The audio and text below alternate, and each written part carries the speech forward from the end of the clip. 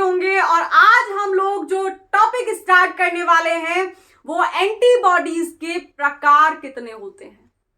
आखिर कितने तरीके की होती हैं ये एंटीबॉडीज। हर रोज एंटीबॉडीज के बारे में पढ़ रहे हैं कि इफेक्टर प्लाज्मा बी सेल्स होती हैं जो एक्टिवेट होने के बाद होस्ट की बॉडी के अंदर प्राइमरी रिस्पॉन्स जनरेट करती हैं और जब वो प्राइमरी रिस्पॉन्स जनरेट होता है तो अल्टीमेटली एंटीबॉडीज का सिक्रीशन हो जाता है। तो जो हमारी इफेक्टर प्लाज्मा बी सेल्स होती हैं वो कितने तरीके की एंटीबॉडीज को सिक्रीट करती हैं एक्टिवेट होने के बाद। वो जो एंटीबॉडीज होती हैं वो किस तरीके से काम करती हैं, कौन कौन सी एंटीबॉडीज बाइवेलेंट होती हैं, कौन सी एंटीबॉडी ब्लड के अंदर पेंटामेरिक होती है यानी डेकावेलेंट होती है। अडेप्टिव इम्यूनिटी में कौन सी एंटीबॉडीज इन्वॉल्व होती हैं, कौन सी एंटीबॉडीज हैं जो प्राइमरी रिस्पॉन्स जनरेट करती हैं, कौन सी एंटीबॉडीज सेकेंडरी रिस्पॉन्स जनरेट करती हैं। तो इन सब बातों के जो प्रश्न हैं आपको अब मिलना चालू हो जाएंगे। तो हम लोगों को पता है कि ये जो एंटीबॉडीज होती हैं जो इफेक्टर बी सेल सिक्रीट करती हैं एक्टिवेट होने के बाद ब्लड के प्लाज्मा के अंदर, वो 5 तरीके की होती हैं और याद तो होंगी ही गेम डी करके, IgG antibody, IgA, IgM, IgE, IgD. तो ये जो 5 तरीके की एंटीबॉडीज हैं इनके बारे में हम लोग अब डिटेल में पढ़ने वाले हैं क्योंकि भैया प्रश्न पूछे जाते हैं। तो आज हम लोग स्टार्ट करने वाले हैं पहली एंटीबॉडी जो कि है आईजीएम एंटीबॉडी। तो कथा को आप लोग ध्यान से सुने क्योंकि प्रश्न बनेंगे तभी जब कथा आप लोग ध्यान से सुनेंगे। तो स्टार्ट कर लें बिना देर किए। तो चलो, ये जो आईजीएम एंटीबॉडीज होती हैं इनकी जो हैवी चेन होती है वो म्यू हैवी चेन होती है। जब हम लोग एंटीबॉडीज पढ़ना स्टार्ट किए थे तो हम लोगों ने देखा था कि ये जो 5 तरीके की एंटीबॉडीज होती हैं इनकी जो हैवी चेन होती है उसका जो कांस्टेंट रीजन होता है वो अलग अलग होता है। अगर हम आईजीजी एंटीबॉडी की बात करें तो वहां हैवी चेन का कांस्टेंट रीजन होता है गामा, ए की बात करें तो अल्फा, एम की बात करें तो म्यू, डी की बात करें तो डेल्टा। तो ऐसे ही अगर आईजीएम एंटीबॉडी के कांस्टेंट रीजन की हैवी चेन को देखें तो वो जो बनी होती है वो म्यू रीजन से बनी होती है, म्यू चेन से बनी होती है। तो पहली बात समझ में आई।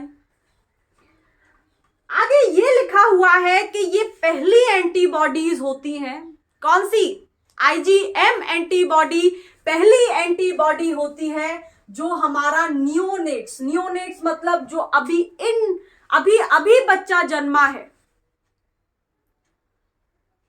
उस नवजात शिशु के अंदर जो सबसे पहले एंटीबॉडीज बनती हैं वो एंटीबॉडीज हमारी आईजीएम एंटीबॉडीज होती हैं। तो दूसरी बात समझ में आई होगी कि ये पहली एंटीबॉडीज हैं जो नियोनेट्स के अंदर बनती हैं। और वहीं अगर हम देखने की कोशिश करें कि ये जो आईजीएम एंटीबॉडीज हैं ये होस्ट के अंदर प्राइमरी रिस्पॉन्स में इन्वॉल्व होती हैं या सेकेंडरी रिस्पॉन्स में इन्वॉल्व होती हैं, और ये प्राइमरी रिस्पॉन्स क्या होता है, सेकेंडरी रिस्पॉन्स क्या होता है, समझना है तो देखो इधर। मान लो ये हमारी बी सेल है और ये बात हम कई बार पढ़ चुके हैं कि बी सेल के सरफेस पर 2 एंटीबॉडीज प्रेजेंट होती हैं जो कि मेम्ब्रेन प्रोटीन्स हैं तो प्रोटीन ना एंटीबॉडीज। और ये जो 2 एंटीबॉडीज होती हैं इनमें से एक होते हैं बड़े साहब और एक होते हैं उनके असिस्टेंट।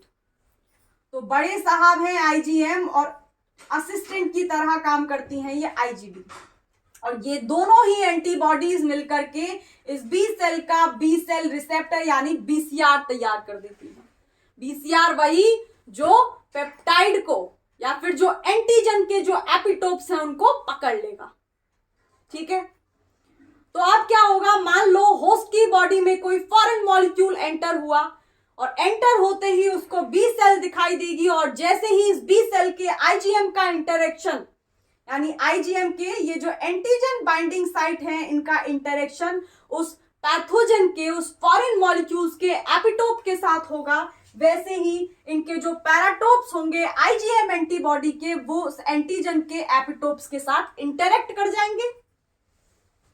और ये जो पीछे बैठी होती है आईजीडी, ये उस फॉरेन मॉलिक्यूल के एपिटोप से इसका कोई लेना देना नहीं है। लेना देना सिर्फ पहली वाली का है, जो कि है हमारी आईजीएम। ये तो सिर्फ पीछे से हेल्प करती हैं, थोड़ा सा अपना एनर्जी दे देंगी, जोर लगा देंगी, और इनका कोई काम नहीं होता। इसके बाद क्या होगा, जैसे ही इस बी सेल के बी सेल रिसेप्टर में आईजीएम एंटीबॉडी ने उस पर्टिकुलर स्पेसिफिक फॉरेन मॉलिक्यूल के एपिटोप को पकड़ा, वैसे ही ये सिग्नल ट्रांसमिट करेगी एक दूसरे मॉलिक्यूल को, जो कि इसी बी सेल के मेम्ब्रेन पर लगा हुआ होगा। और क्योंकि इसकी जो साइटोसोलिक टेल होती है वो छोटी होती है, और उस दूसरे मॉलिक्यूल की जो साइटोसोलिक टेल होती है वो लंबी होती है, जिसकी वजह से ये मॉलिक्यूल न्यूक्लियस तक, किसके न्यूक्लियस तक, बी सेल के न्यूक्लियस तक सिग्नल को इजीली ट्रांसमिट कर देता है। और जैसे ही इस बी सेल को सिग्नल मिलता है इसके न्यूक्लियस को, ये जाग जाता है एंड बी सेल एक्टिवेट हो जाती है। और बी सेल जैसे ही एक्टिवेट होती है तो ये दो तरीके की सेल में डिफरेंशिएट हो जाती है, और वो दो सेल्स कौन कौन सी हैं ये हम ऑलरेडी बात कर चुके हैं, but still we are talking about this new topic IgM antibodies. तो एक बार और देख लेते हैं, लेकिन ये लास्ट बार है। तो जैसे ही ये एक्टिवेट होंगी, दो तरीके की सेल्स में ये कन्वर्ट हो जाती हैं। पहली होती हैं हमारी इफेक्टर बी सेल्स, जिनको हम प्लाज्मा सेल्स बोलते हैं, और दूसरी होती हैं मेमोरी सेल्स। तो क्योंकि ये वाला जो फॉरेन मॉलिक्यूल है ये होस्ट के अंदर पहली बार एंटर हुआ है, तो इसके लिए ये जो इफेक्टर बी सेल है, ये नई इफेक्टर बी सेल होस्ट की बॉडी में बनी है। इससे पहले ऐसी कोई इफेक्टर सेल बॉडी में नहीं थी, यानी होस्ट के प्रोटीन के लिए स्पेसिफिक सीक्वेंसेस वाली ये पहली इफेक्टर बी सेल्स बनी है, ये पहली प्लाज्मा बी सेल्स बनी है। और इन्हीं इफेक्टर बी सेल्स को याद करने के लिए, उस फॉरेन मॉलिक्यूल को, उसके डेटा को फीड करने के लिए मेमोरी सेल्स बन जाती हैं, जो कि ये याद रखती हैं कि ये मॉलिक्यूल पहले आ चुका है, इस क्रिमिनल ने पहले कोई क्राइम कर दिया है होस्ट की बॉडी में, या फिर ये नया है। इस चीज को याद रखने के लिए ये मेमोरी सेल्स बनती हैं। तो क्योंकि पहली बार ये फॉरेन मॉलिक्यूल होस्ट की बॉडी में एंटर हुआ है, तो ये जो इफेक्टर बी सेल्स हैं, ये प्राइमरी रिस्पॉन्स की थ्रो, प्राइमरी रिस्पॉन्स समझ में आया? अगर मॉलिक्यूल यानी फॉरेन जो मॉलिक्यूल है, अगर वो नया नया है होस्ट की बॉडी के लिए, तो जो पहला रिस्पॉन्स होता है वो हमारा प्राइमरी रिस्पॉन्स होता है। और ये इफेक्टर बी सेल्स किस तरीके से इस प्राइमरी रिस्पॉन्स को जनरेट करती हैं? By secreting antibodies. ये एंटीबॉडीज को सिक्रीट करती हैं। और यहां पर हम लोग क्या देख रहे हैं कि जो पहली एंटीबॉडी होती है, प्राइमरी इम्यून रिस्पॉन्स के दौरान जो सिक्रीट होती है, जो बनती है, वो हमारी आईजीएम एंटीबॉडी होती है। यानी कि इस प्राइमरी रिस्पॉन्स के दौरान ये जो इफेक्टर बी सेल है, ये बाकी चारों कोना बना के सबसे पहले आईजीएम एंटीबॉडी को बना करके ब्लड के प्लाज्मा में सिक्रीट करा देती है। तो दूसरी बात समझ में आ गई होगी। अब एक और चीज है जो समझना जरूरी है, और वो क्या है?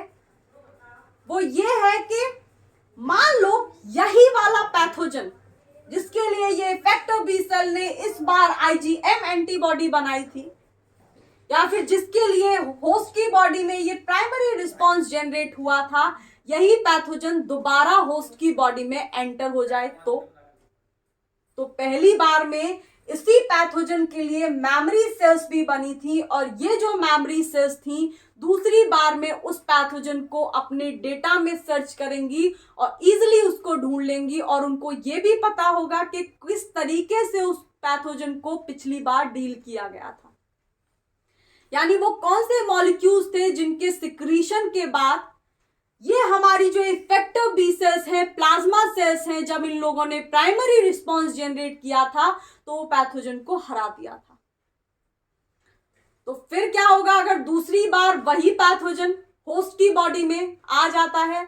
तो ये जो मेमोरी सेल्स होती हैं ये वापस से इफेक्टिव बी सेल्स बनाती हैं, लेकिन इस बार जो इफेक्टिव बी सेल बनती हैं वो सेकेंडरी रिस्पॉन्स जनरेट करती हैं। सेकेंडरी रिस्पॉन्स यानी जब पैथोजन, सेम पैथोजन होस्ट की बॉडी में दोबारा एंटर हो रहा है, और ये इफेक्टिव बी सेल्स के लिए दोबारा से मेमोरी सेल्स बनती हैं और ज्यादा एंड में, क्योंकि हो सकता है इस बार वो पैथोजन कोई मॉडिफिकेशन लेकर के आए, इवॉल्व करके आए। तो जो नए मॉडिफिकेशन हुए हैं, किस तरीके से हमारी इम्यून सेल्स ने उन मॉडिफिकेशन के साथ लड़ाई की है, इस सब को याद रखने के लिए फर्दर और ज्यादा मेमोरी सेल्स बन जाती हैं एंड में। तो ये होता है हमारा प्राइमरी रिस्पॉन्स और ये दूसरा होता है सेकेंडरी रिस्पॉन्स। तो इस प्राइमरी रिस्पॉन्स में सबसे पहले जो एंटीबॉडी बनती है वो एंटीबॉडी हमारी आईजीएम एंटीबॉडी होती है।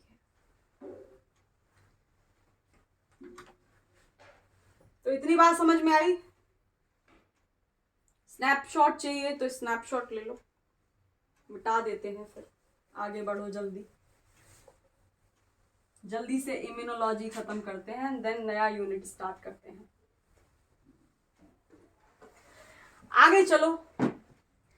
अडेप्टिव इम्यूनिटी के अंदर जो पहली लाइन ऑफ डिफेंस होती है, यानी ये जो एंटीबॉडीज होती हैं ये अडेप्टिव इम्यूनिटी के अंदर बन रही हैं, इनेट के अंदर नहीं बनती हैं।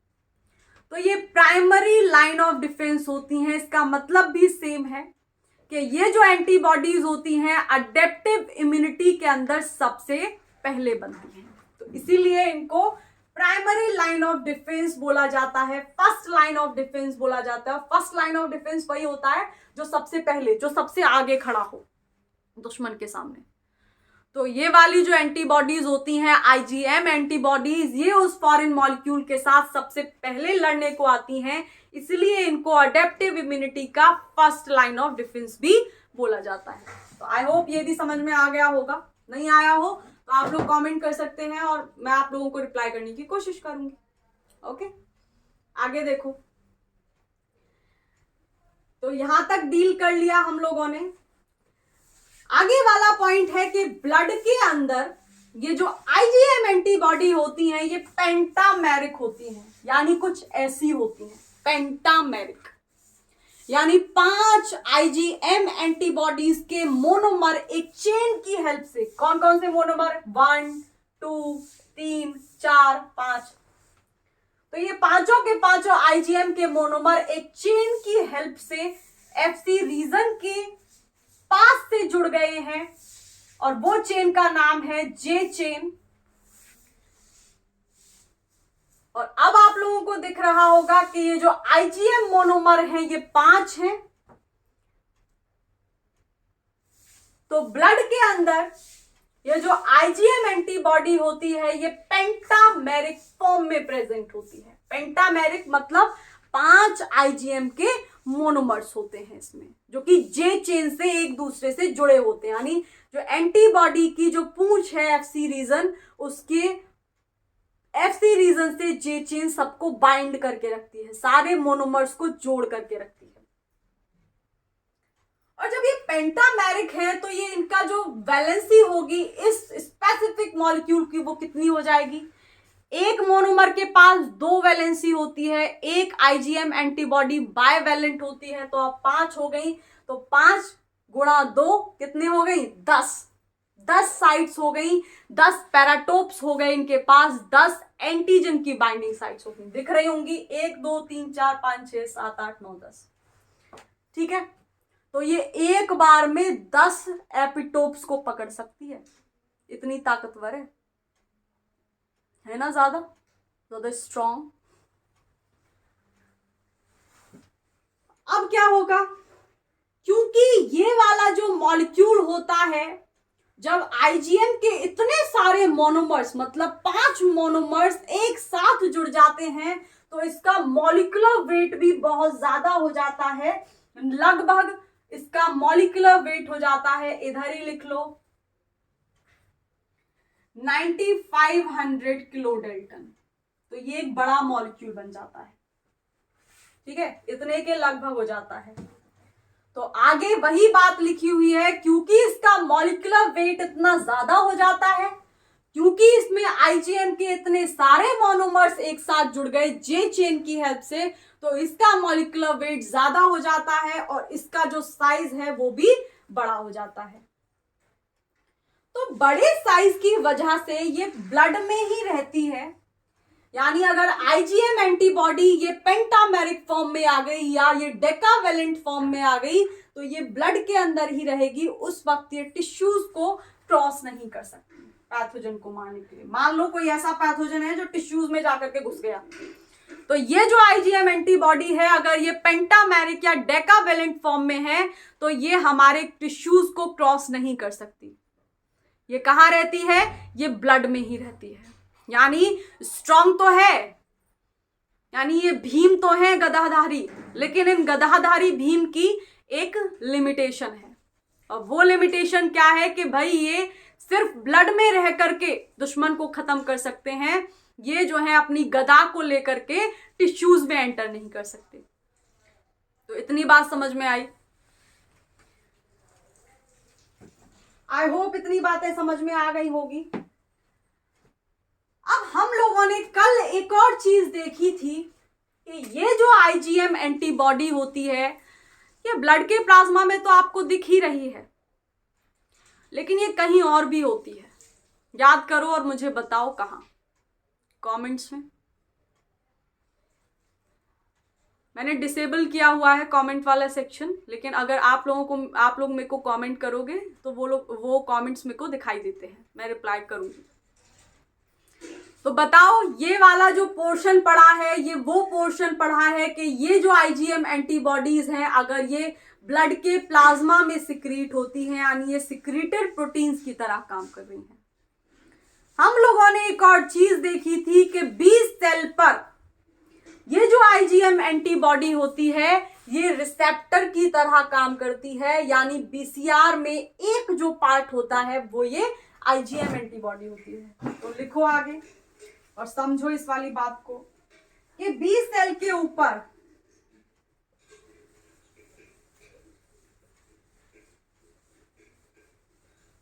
बीसीआर की तरह, यानी बी सेल रिसेप्टर की तरह ये एक्ट करती है। देखो इधर, मान लो ये हमारी बी सेल है, और भैया न जाने कितनी बार पढ़ चुके हैं कि इस बी सेल के सरफेस पर एक ताला होता है जिसको बीसीआर बोला जाता है, और उस ताले की चाबी वो पैथोजन लेकर के आता है पीछे से। तो इस पे 2 एंटीबॉडीज होती हैं, और वो 2 एंटीबॉडीज में पहले आईजीएम होती है और दूसरी आईजीडी होती है। तो क्योंकि इस बी सेल के सरफेस पर ये आईजीएम प्रेजेंट है, तो यहां पर ये मेम्ब्रेन के प्रोटीन की तरह काम कर रही है, ना कि सिक्रीटेड प्रोटीन की तरह। और ये दोनों जो आईजीएम और आईजीडी एंटीबॉडीज हैं, इस बी सेल के सरफेस पर बीसीआर को फॉर्म करती हैं, बी सेल रिसेप्टर को फॉर्म करती हैं। तो बी सेल के ऊपर ये जो आईजीएम एंटीबॉडी होती है, ये बीसीआर की तरह काम करती है। तो इतनी बात समझ में आई। अब 2-3 चीजें और बची हैं। एक तो जे चेन के बारे में बात कर लेते हैं, एक इस बारे में बात कर लेते हैं कि ये आईजीएम एंटीबॉडी होस्ट के अंदर और क्या क्या करती है। तो देखो, स्नैपशॉट लेना है तो you guys can take it, जल्दी से उठा लो। चलो आगे।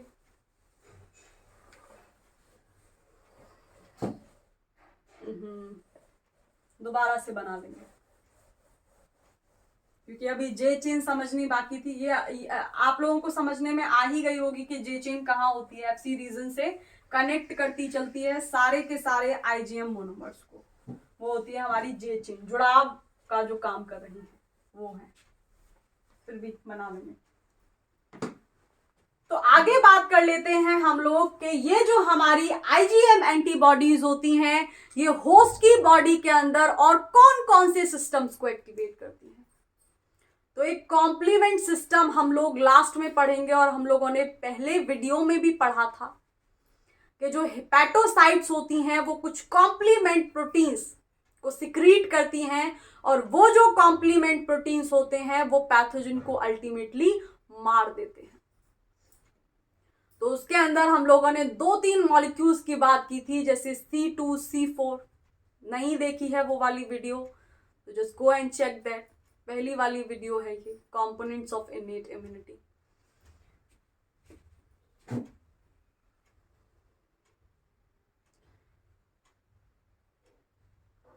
तो ये वाली पॉइंट को हम लिख सकते हैं और कैसे लिख सकते हैं कि ये जो हमारी आईजीएम एंटीबॉडी है, ये आईजीएम एंटीबॉडी कॉम्प्लीमेंट सिस्टम के एक्टिवेशन में भी बहुत इंपॉर्टेंट रोल प्ले करती है। और किस तरीके से कि जो हेपेटोसाइट्स होती हैं उनको ये एक्टिवेट कर देती है और हेपेटोसाइट्स अल्टीमेटली कॉम्प्लीमेंट प्रोटीन्स को बना देते हैं, जैसे C2, C4, और वो जो मॉलिक्यूल्स होते हैं वो पैथोजन पे हमला बोल के उनको खत्म कर देते हैं।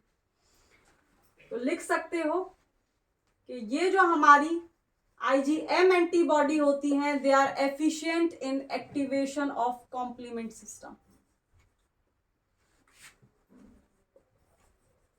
कॉम्प्लीमेंट सिस्टम, उसको भी इरेज कर लो बेशक।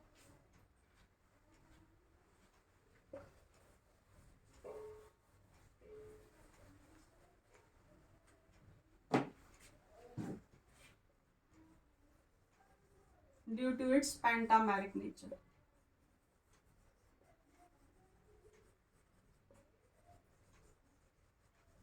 अभी थोड़ी देर पहले जे चेन देखी थी ना, 5 मोनोमर्स जुड़े हुए थे, कुछ इस तरीके से बनी हुई थी।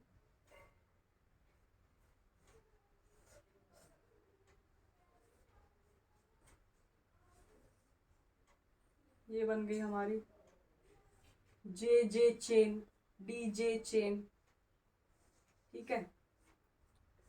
तो इसके अंदर जे चेन कहाँ है, ये वाला जो रेड से मैं हाईलाइट करती जा रही हूं ये जे चेन है।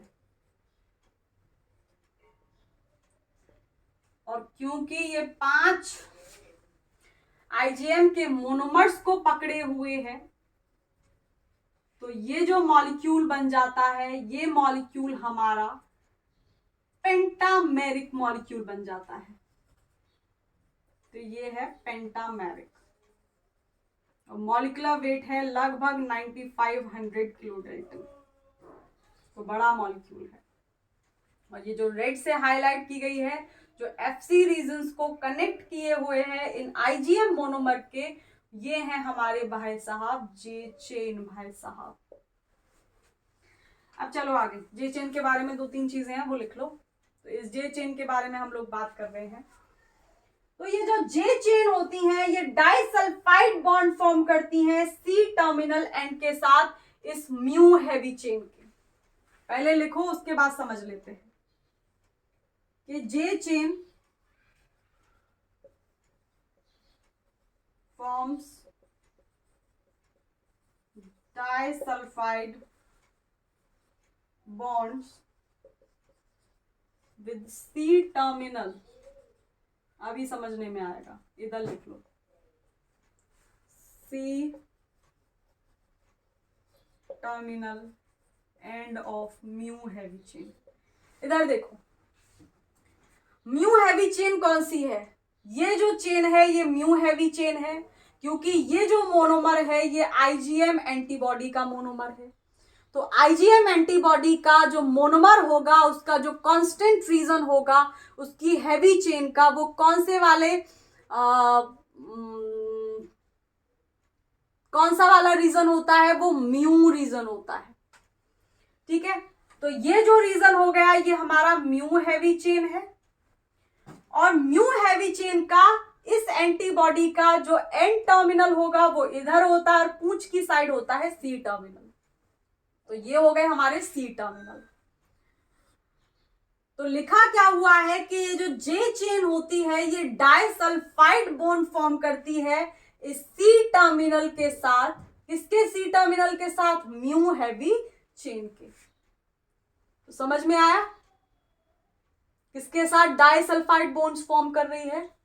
और आगे एक और चीज है इसके बारे में कि हर आईजीएम का जो मोनोमर होगा ये सब आइडेंटिकल होंगे। Each IgM monomer